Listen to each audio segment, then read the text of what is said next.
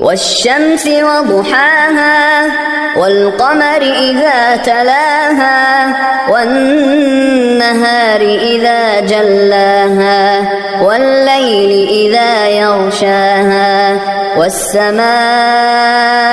وما بناها والأرض وما طحاها ونفس وما سواها فألهمها فجورها وتقواها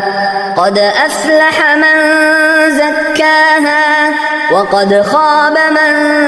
دساها كذبت ثمود بطغواها إذ انبعث أشقاها فقال لهم رسول الله ناقة الله وسقياها فكذبوه فعقروها فدمدم عليهم